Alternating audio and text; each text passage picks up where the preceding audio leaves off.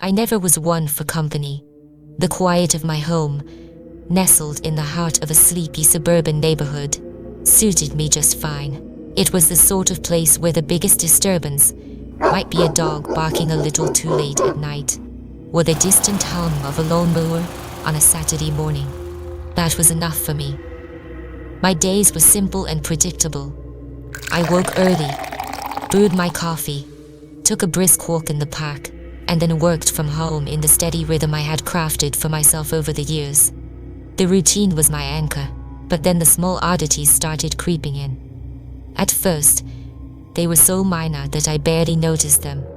I would leave a book on the table, only to find it on the shelf the next day. My keys would go missing, turning up in strange places like the kitchen cabinet or under the bed. Blaming it on myself being forgetful. What else could it be? I had no visitors, no one to move my things. Perhaps I was just getting absent-minded, too lost in my thoughts. The whispers began shortly after. Soft, almost imperceptible at first, like a breeze rustling through the leaves. I would be sitting in my armchair, the house completely silent, and suddenly, occasionally, I would catch the faintest sound. Words just on the edge of hearing, too quiet to understand. I dismissed them as the house settling or the wind outside. Yet, something about them gnawed at me.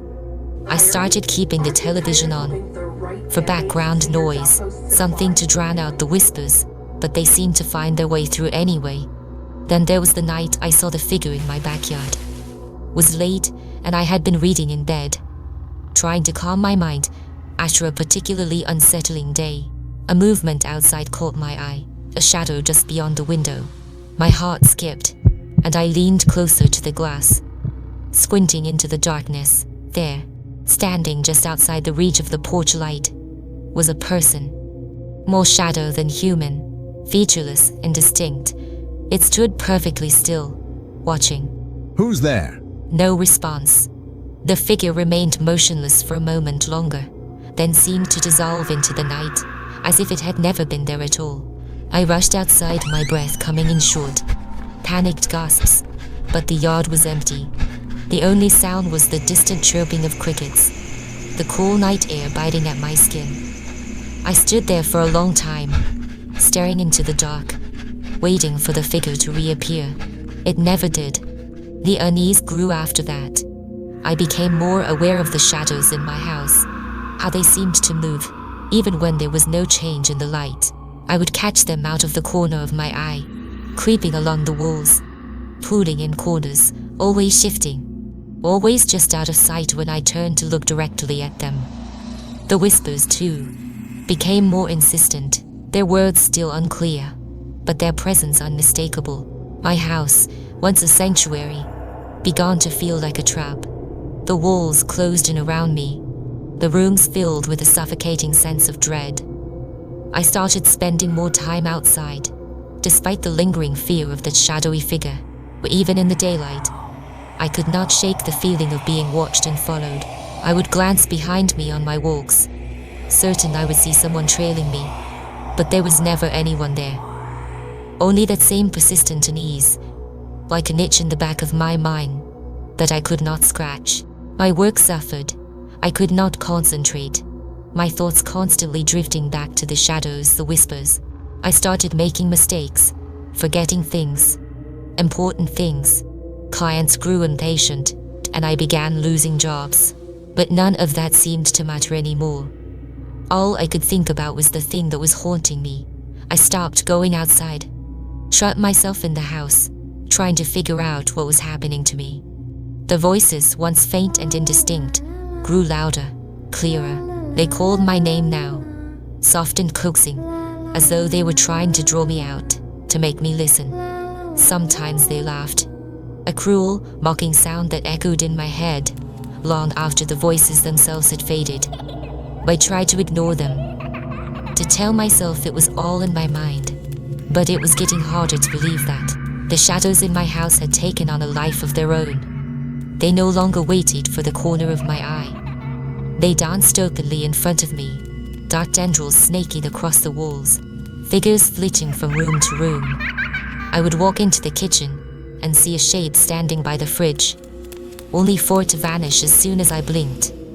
At night, they pressed in closer, gathering at the edges of my bed. Hovering just out of reach, their dark forms undulating like smoke. I started seeing things that weren't there. At least, I think they weren't there. Faces in the mirror that weren't my own, twisted and grinning. Objects moving on their own, sliding across tables or tapping from shelves. The walls seemed to pulse, the very structure of the house warping and twisting before my eyes. I could not trust my senses anymore. Every sound, every flicker of movement sent my heart racing, my mind spiraling further into panic. I knew I was losing it, but I didn't know how to stop it. One night, the whispers were so loud I thought they would drive me mad. They surrounded me, coming from every direction, overlapping in a cacophony of voices, all speaking at once, yet I could not understand a single word. The shadows gathered closer, thickening, darkening, until it felt like they were pressing in on me, suffocating me. I could not breathe, could not think. I was drowning in darkness, in voices, in terror, and then silence. The voices stopped, the shadows receded, and I was left alone in the dark, gasping for breath, my heart pounding in my chest. I didn't sleep that night. I sat on the edge of my bed, staring into the blackness, waiting for something to happen, for the shadows to return, for the voices to start again. But nothing came. The next morning, I found the hidden room. It was in the basement, behind a wall I had never noticed before. The wall was cracked, crumbling, as though it had been hastily patched over, and in my panic, I tore at it with my bare hands, desperate to see what was inside. The room was small, barely more than a closet, and the air inside was thick with dust, stale and heavy. But that was not what stopped me in my tracks. The walls were covered in scratches, deep angry gouges, as though someone had tried to claw their way out. The floor was littered with broken objects, things I did not recognize, things that shouldn't have been there. A doll's head, a cracked mirror, a photograph of a woman I did not know, her face obscured by black smudges, and in the center of the room, a journal, my journal. But the entries were all wrong, filled with words I had no memory of writing. The handwriting was mine, but the thoughts were not. The final entry was the worst. It spoke of a plan, a way to rid myself of the shadows, of the voices. But the words were jumbled, nonsensical, the handwriting erratic, like it had been written in a frenzy. My mind was reeling, spinning out of control. I stumbled out of the room, my breath coming in ragged gasps, my vision blurring. That night, the shadows came back with a vengeance. They were everywhere, swarming around me, whispering in my ears, laughing, mocking. The walls closed in.